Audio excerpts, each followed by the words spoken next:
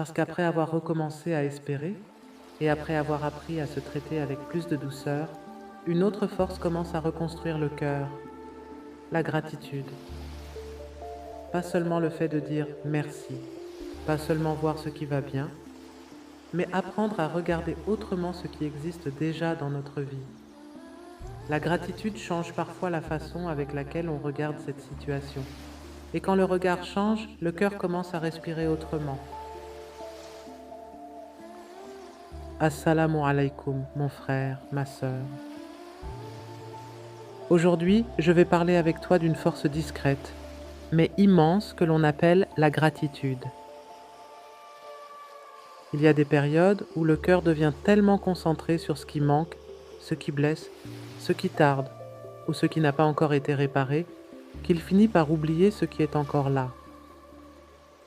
On voit ce qui pèse, mais plus ce qui soutient. Ce qui a été perdu, mais plus ce qui a été préservé. Ce qui manque, mais plus ce qu'Allah continue de donner chaque jour, des fois dans des formes simples, silencieuses, presque invisibles. Et pourtant, la gratitude fait partie de ces clés qui reconstruisent le cœur en profondeur. Elle ne demande pas d'ignorer la douleur.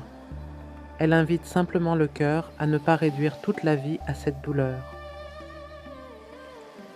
Allah subhanahu wa ta'ala dit « Si vous êtes reconnaissant, très certainement j'augmenterai pour vous. » Sourate Ibrahim 14:7. Ce verset est puissant parce qu'il montre que la gratitude ouvre une porte.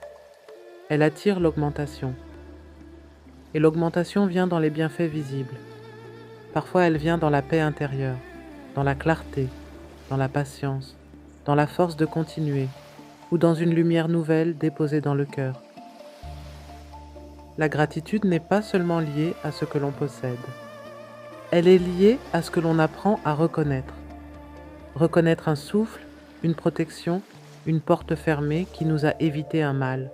Ou encore reconnaître une personne qu'Allah a placée sur notre chemin, une épreuve qui nous a rapprochés de lui, une petite facilité au milieu d'une grande difficulté. En fait, à reconnaître tellement de choses de notre quotidien et tout au long de notre vie d'ailleurs. Le prophète Muhammad sallallahu alayhi wa sallam a dit « Celui qui ne remercie pas les gens ne remercie pas Allah », rapporté par At-Tirmidhi. Ce hadith nous apprend quelque chose de très beau. La gratitude commence aussi dans le concret. Remercier une présence, une aide, une parole, une main tendue.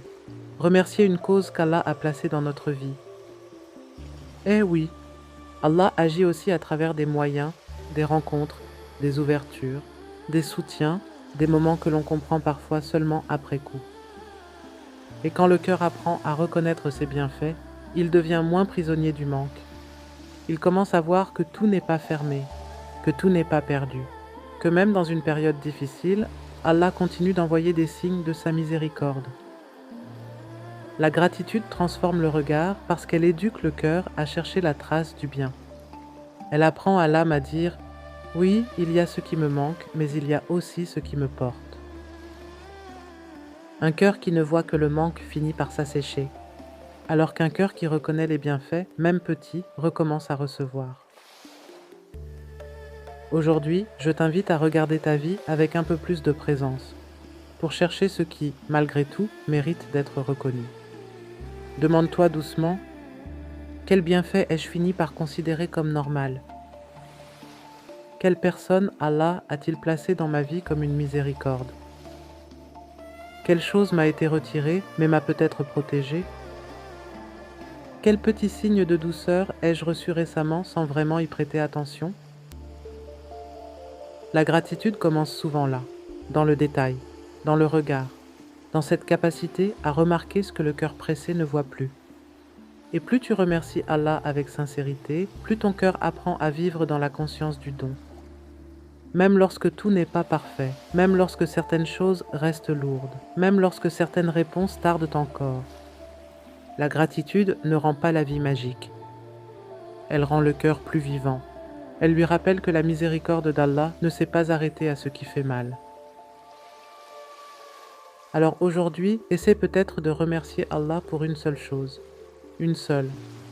Mais fais-le avec présence, avec ton cœur. avec vérité. Dis Alhamdulillah, pas seulement avec la langue, mais comme une reconnaissance intérieure, comme un retour, comme une manière de dire Ya Allah, je vois ce que tu m'as donné, même au milieu de ce que je ne comprends pas encore.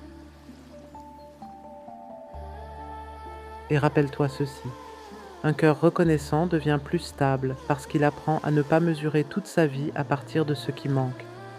Il apprend à voir ce qui soutient, ce qui protège, ce qui nourrit, ce qui demeure.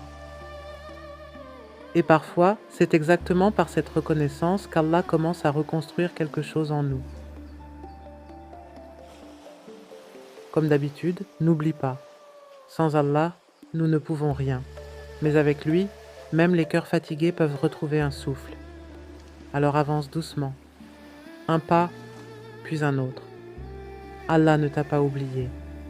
Prends soin de ton cœur et le reste suivra bi-idnillah. Si ces mots ont touché ton cœur et lui ont apporté un peu de paix, pense à liker la page, à t'abonner pour m'encourager à continuer ce chemin avec toi et à partager ces paroles avec les âmes qui ont besoin de retrouver un regard plus doux sur leur vie. Et si tu en ressens l'élan, laisse-moi aussi un commentaire. Qu'Allah remplisse ton cœur de gratitude sincère, qu'il t'aide à reconnaître ses bienfaits visibles et cachés, qu'il transforme ton regard sur ce que tu traverses et qu'il fasse de ton Alhamdulillah une lumière dans ton cœur. Amin.